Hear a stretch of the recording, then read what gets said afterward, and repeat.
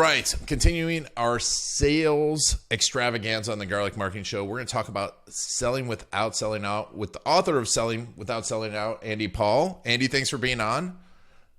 And we're going to talk about so many amazing things.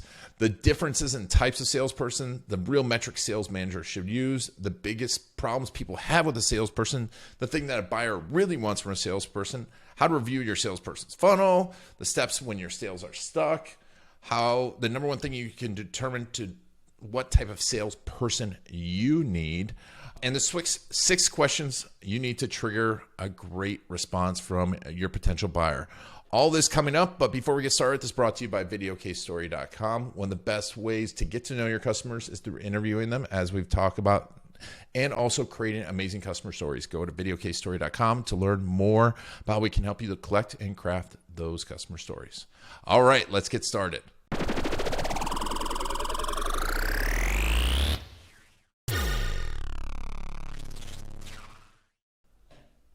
All right, I'm back with the Garlic Marketing Show. I'm Garlic here, and I've got a longtime guest, Andy Paul.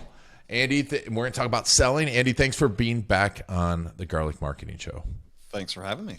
And we are going to talk about selling without selling out, because I think most people think of sales as still to this day as a dirty word, don't they? Many people do, yeah.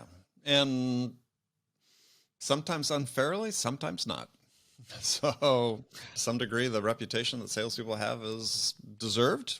Not always. I mean, there's a certain perception of salespeople that's built up in popular culture, movies, TV shows, books, and so on, that, you know, sort of just there.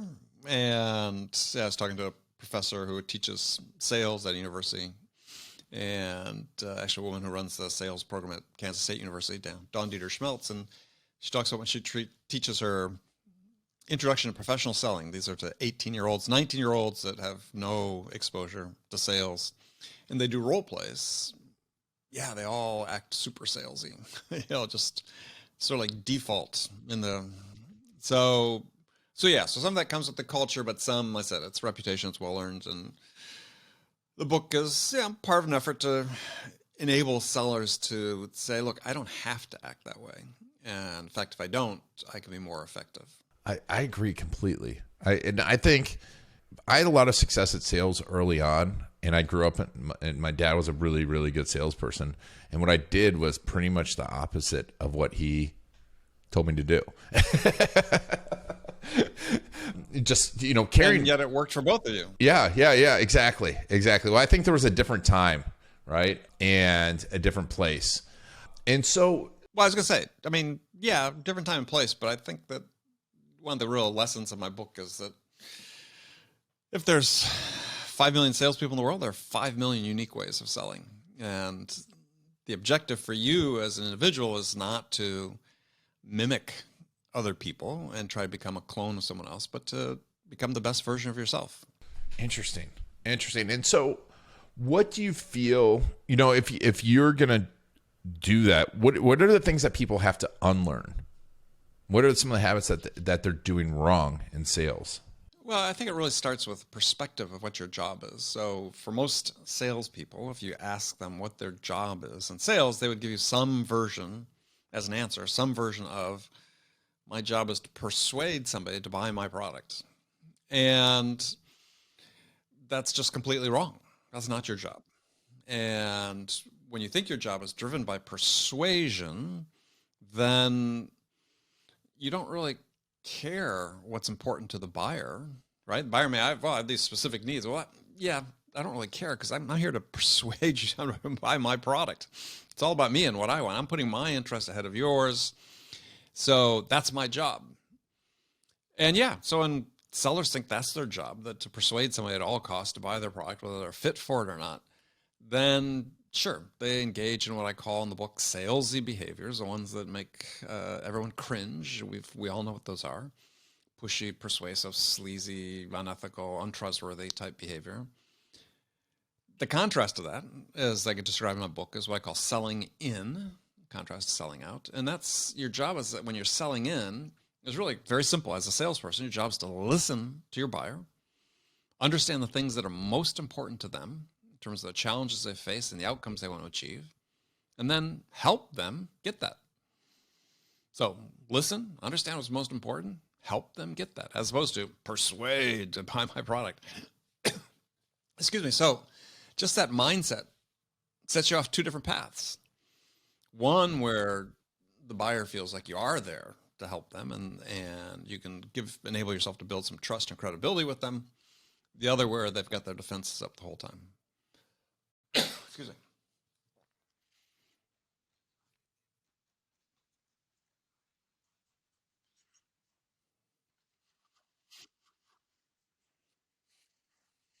But in that case, we all have numbers and metrics, and qualification and disqualification and all of these things. How do you, as a salesperson, if you're going to help every single person, make sure you're still hitting those numbers and getting quota and doing what's best for the company? Well, I mean, you're not going to actually help every person, right? As you said, you have to disqualify some. Sales is at heart a numbers game to some degree. We all have ratios that exist in terms of based on our own brand that we put out there to buyers is, how many contacts do we have to make to yield a conversation, to yield a meeting, blah, blah, blah, blah, blah. We all know what those are. I mean, if you don't, but it's been that way forever, right? Everybody knew what their ratios were. But the main point is that yours doesn't have to be the same as everybody else's, right? You've got your own. And the way you operate is unique to you. So right now, what sort of happens in, let's say, the software world is everybody's got to have these rigid set of metrics they all need to follow to hit a target, which very few are.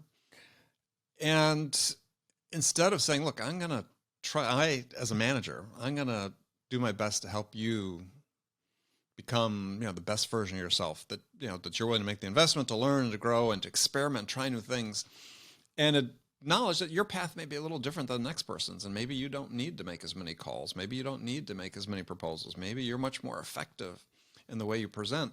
That's fine. So my job should be to support you while you're doing that, as opposed to insisting that you comply to a process and a set of KPIs that we've laid out, which is that in the vast majority of companies, no one's hitting anyway. So why does anybody think those are a good idea? I mean, come up with metrics that people can achieve. When you have metrics that people can achieve, even if they're little stretch goals, okay, build confidence. Yeah, I love that. I think that's important. It's I forget. I was talking to someone else about that, and we think of a salesperson as a salesperson as a salesperson, and you're right. It's everyone has a different way of selling, and so if you have a different way of selling, those metrics should be different. So how am I going about determining, like if I'm a business owner, I need to go out and sell. How do I determine how I sell? Well, that's a great question. And so right now, the way you do that is go ask somebody, right? Go ask your customers, people that bought from you or the people that didn't buy from you. Find out what you did well, what they appreciated, how you helped them, what they didn't find helpful. And they'll tell you if you're sincere about asking, and people will spend a few minutes to give you feedback on how you did. And that's what you have to do. You have to experiment and then ask for feedback. Yeah, it frustrates me when I talk to sales leaders and they're saying, oh, we're going to go hire a bunch of salespeople. I say, oh, great. What are you looking for? And they give me this list of attributes they're looking for. I said, okay, good. Let me ask you. Did you ever talk to your buyers about whether they need those salespeople to be that way with those attributes? I mean, look at how many people hire somebody to be a hunter, right? And we need a hunter. Well, sure. Did you ask the buyer, did they need a hunter? Or the one that really kills me is, we're going to need to go hire some closers. It's like, really? Talk to the buyers. What do they need? Do they need a closer?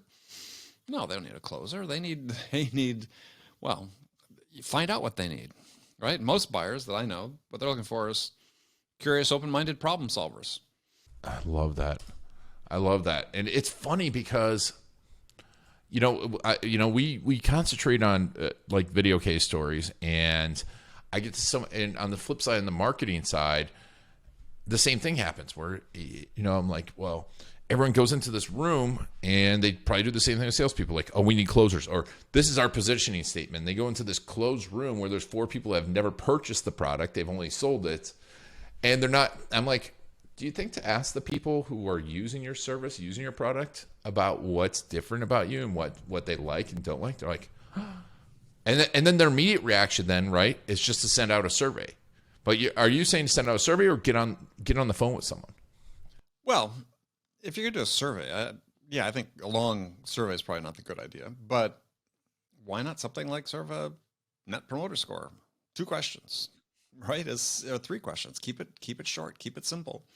And maybe you vary them over time. But ask the people who are the recipients of what you're doing, what their perception of you is. And I like sellers to think about it as their brand, right? What's the brand of me?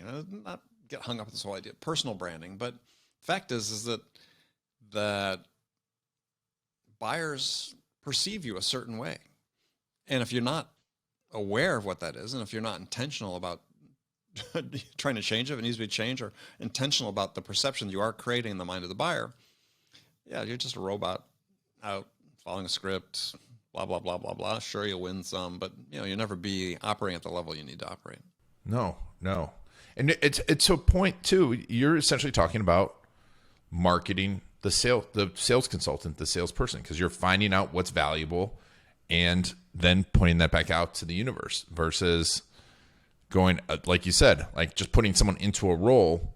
You're treating this as an asset and as a person, which I think is crucial. I think so many people want a salesperson to promote their business, not themselves, don't they? Yeah.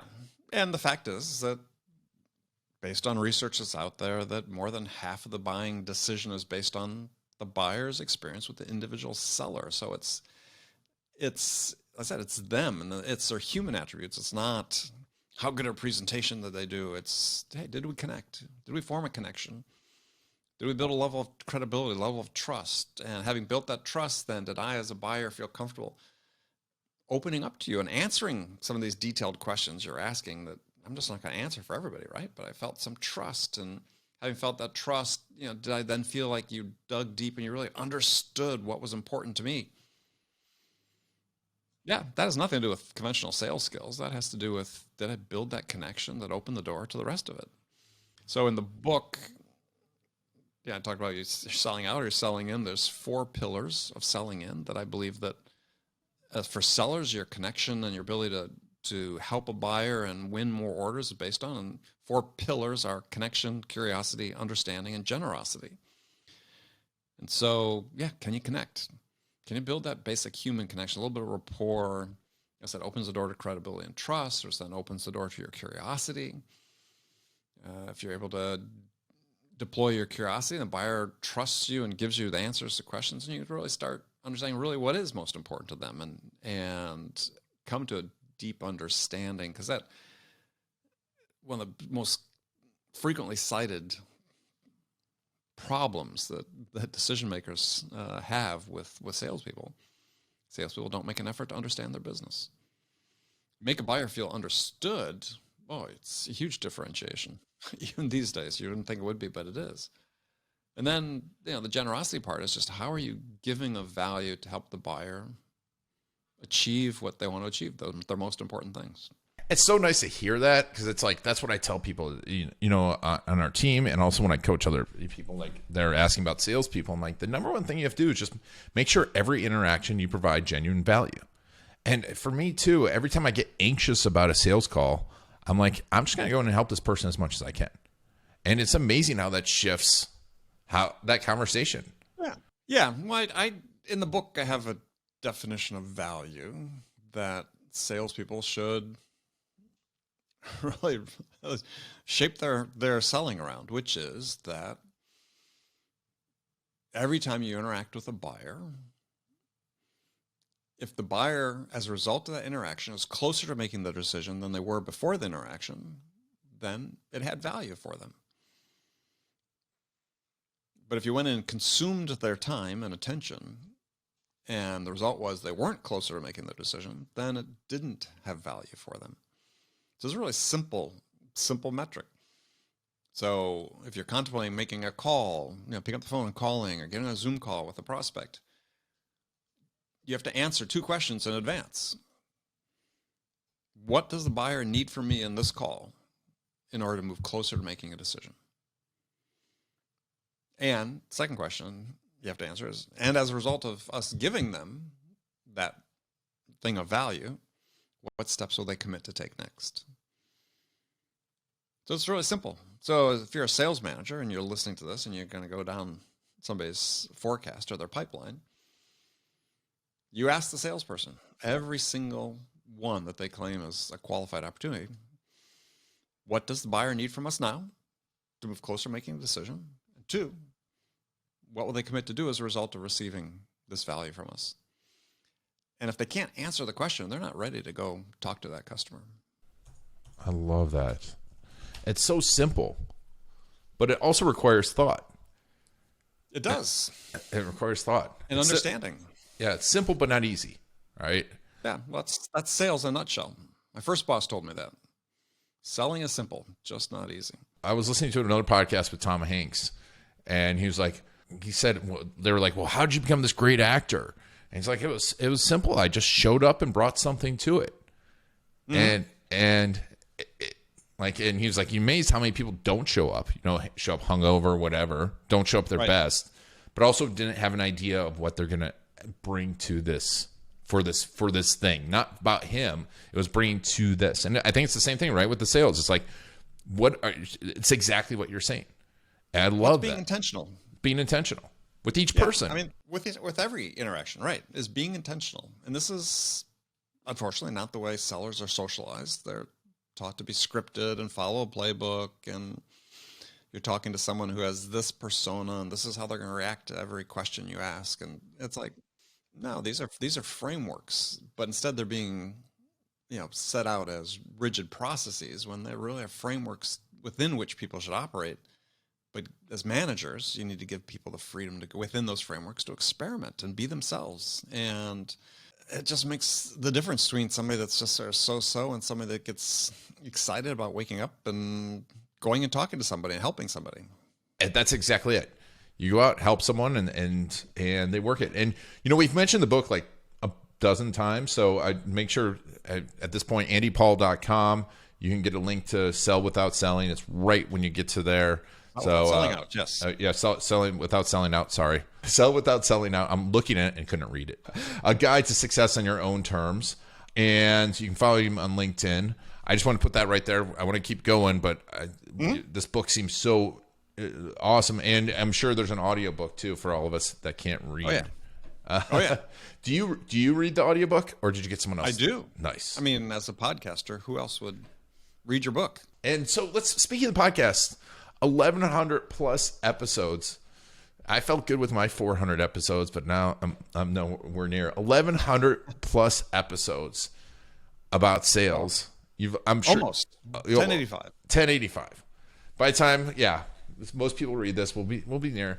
What are some of the things the biggest things that you have learned doing your sales podcast? That's a great question. I'm not sure there's any sort of individual things. I mean, one is, as you know, podcasts are just great vehicles for talking to smart people and continuing to learn. And so for me, that's, I tell people this is the most selfish thing I've ever done, is having this podcast now for 7 years.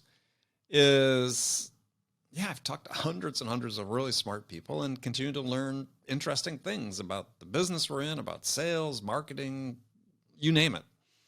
So, I don't know if there's necessarily one thing. It's just lots of things. And it keeps me current. Yeah, it keeps me on the leading edge, maybe, because I talk to people on the leading edge of things. So, if you're in an industry and a business and you're trying to stay informed, then certainly producing a podcast is one way to do that, or listening to podcasts as well is another great way to do it. And beyond that, there's just a lot of really interesting people out there, and it sort of reinforces this whole idea, which I believe for a long time, but it's that there's no one path to success or happiness or fulfillment in life and in your career. as I said before, as many people as there are in the world, there are those many unique paths to, to career fulfillment, satisfaction, and happiness. Just find yours. That's really the important. Find yours. The things, if you're in a situation that's not working for you, change, right? It's not like 30, 40 years ago where people look down their noses at you if you change jobs every few years. Hell, I think that's just a statistic that said that I think in sales, average salesperson will have 12 jobs by the time they're 48. 12 jobs. So that's like every 2 years, basically, almost from the time you graduate college. So, yeah, I mean, you can jump too quickly, but your ability to succeed is based as much on the situation you're in as much as your skills and the externals. So, yeah, I read online, people talk about coaching other sellers to make 7 figures. Yeah, great. But the great unspoken among that is that you have to be in the right situation to make that happen. And it's the context is everything. I don't know if you follow sports at all, but there's endless examples of professional athletes, whether it's football or basketball or soccer that I follow, that are sort of people have high hopes for them, but they don't really do well on one team. And then they move to another team with a different coach, and a different system, a different environment, and suddenly they're world beaters. They're all stars. It's the situation. So you have to put yourself into the right situation. And so if you feel like you've got potential and you feel like you're investing in yourself appropriately to become as good as you can become best version of yourself, and it's just not clicking, and maybe you're at odds with your manager about the detailed steps of what you should be doing, go somewhere else. Find a new place to bring your skills, and people that appreciate it, and a manager that'll support you the way you need to be supported. I agree. That's fantastic advice. I think it's important, and I mean that doesn't mean like tomorrow if it's not working, you have to be honest with yourself, right? That you're doing the work. Yeah. Also, like I think there's a lot of people out there that are like, well, this person's not helping me. I'm like, well, are you really doing the work? But if you are, then it's not the right place, and that's nothing against you or the person. It's just like you said, it's not clicking. It could be well, yeah. As I say in the book, is no one cares about you as much as you. No one cares about your success as much as you. No one cares about your career as much as you. So take ownership of it. So, we have a lot of other business owners on here, right? That are, either having problems hiring a salesperson or, are stuck in sales or not happy with their sales. When you're in that type of situation, and I agree with you, step back and look at it. I mean, what's your advice to those people that, they have a business? It's not like they can quit the business tomorrow. Yeah. Well, yeah. Well, you have to do a little diagnosis, right? So multiple steps you can do. One is hire a consultant to help you, right? There's a lot of good reputable sales consultants. Getting that third party perspective can be very valuable, right? Because we all sometimes get stuck for this can't see the forest for the trees syndrome. Alternatively is talk to your customers, talk to the people that bought from you, talk to the people who didn't buy from you, and find out why. I mean, doesn't have to stay a mystery. Again, maybe not everybody will talk to you. Most people will if you ask nicely and say, look, we're trying to do a better job. We're trying so we can be more successful. I know we weren't able to help you. I'd really like to know why it wasn't a fit. And you're going to find, in the majority of cases, it's not about the product. It's not about the price. It's not about your features. It's about you or whoever was selling to them, or the cumulative impact of your sales effort. It was you and other people within your organization that just they didn't find as valuable as the experience they had with a competitive vendor. I love it. Yeah, and it's so simple. It's amazing because we, with the video case story process, we interview people's clients and customers, and even just talking about their customers and their clients, it shifts the way people look at their business before they even chat with them. And then they're like, and then they interview them, and we get the interviews back, and they're like, I didn't know that. I didn't know that. I didn't know that. And we're so, like you said, we're so busy concerned about ourselves that we're not really listening to our customers, especially one. I think once the sale is done, the dotted line, we think our job is done in the sales department, and it's not. No. Yeah. Well, that's problematic. And it's, software companies by and large have done a reasonably good job addressing that with the customer success function, which, sits apart from sales, that sort of takes the customer over once the order is signed. Not perfect, but it's a system that sort of works. But yeah. I mean, you should, as I like to tell people, is the first phone call you get after you sign the order is the first phone call for your next buying process with the customer. And you have to think about it that way, as you're creating a further perception in the mind of the buyer. Oh, did they change once we gave them the order? Oh, yeah. Well, that's your odds of renewing a contract at that point go way downhill. So, yeah, selling never stops. Somebody once said, and I think it was a great quote, is, function of a company is to acquire customers and retain customers. Boil it down. Very simple. It is. It's simple, but and I think we keep using the term selling, but I think reframing it the way you're talking about is getting in there and progressing and understanding what their problems are and providing solutions to their problems and continuously helping them. And you do that, and you can really have a business you love because you're helping people. I think that's yeah. Well, a lot of what buyers want from sellers is to have the sellers help them better understand their problems, help them better understand the options for solving the problem. And if you can do that, then you've got to step up compared to everybody else. That phrase right there, I want to expand that. Better understand their problems, because I think that once again, it's one of those simple little things that we could get back. A lot of people don't really understand their problems, do they? No, that's why they need to talk to salespeople. So, I mean, it's just for people to sort of think about it in very real terms, is why do customers, with all the information that's available out there, why do customers need to talk to salespeople? And I think it's a need, not a want, because no one wants to talk to salespeople. But they need to, because at least self-aware organizations know, is they know that they don't know the questions they should be asking themselves to more fully understand the challenges they're facing. Is it something common with other companies? Other companies have faced it? Are we alone? Ours is unique. How should we be thinking about this? And what are the potential outcomes we could achieve by addressing it, in terms of our business, growth or profitability or whatever?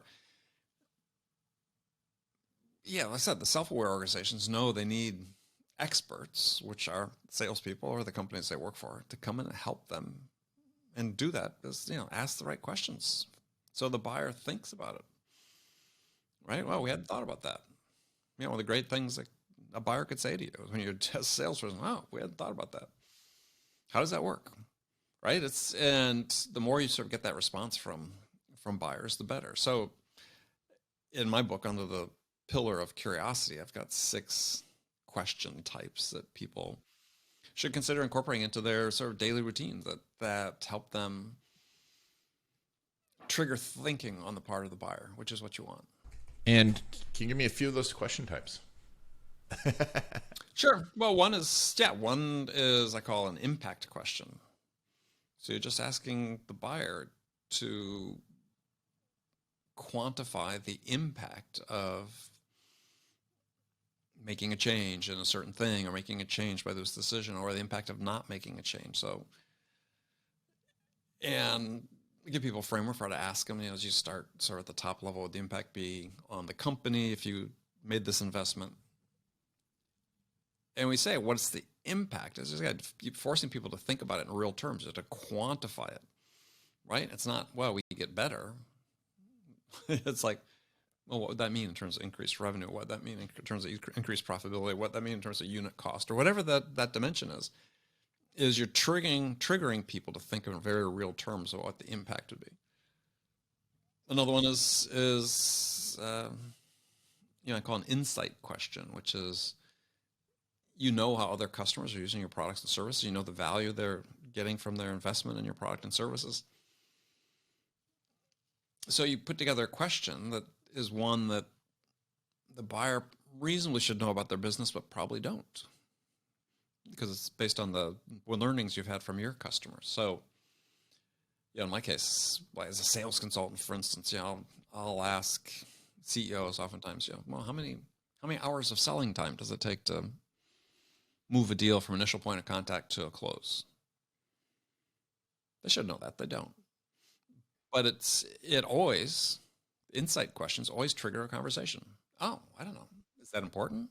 Yeah, it's important. Let's talk about that. So you're sort of challenging the buyer's knowledge. So just a couple examples. Oh, those are great. And the rest of them are in the book. So we'll put a link to the book in the show notes. And tell me more. And obviously you're on LinkedIn. You got a lot going on LinkedIn. You put some great posts out there. We'll put a link to that. Tell me more about working with you. If someone wants to work with Andy Paul. Yeah, just contact me. And via LinkedIn is probably the easiest. Or you can use my email, andy@andypaul.com. And I do coaching for executives. I do coaching for really high-end individual sellers. We're rolling out some digital courses here shortly. And of course, travel around the country. Starting to travel more now again, speaking in various venues for companies. So it's sort of nice to be out in person again. Love it. Awesome. We'll put a link to all of that. Glad you're out. And we'll put a link to the podcast. You guys should binge on all 1,085 episodes. Yeah, that'd be quite the binge. Roughly, I think we figured out about 750 hours. Dr. Andy, thank you so much for being on the Garlic Marketing Show. Thanks, Ian. And thank you all for taking Dr. Andy Paul and I on your journey. It's been Ian Garlic and the Garlic Marketing Show.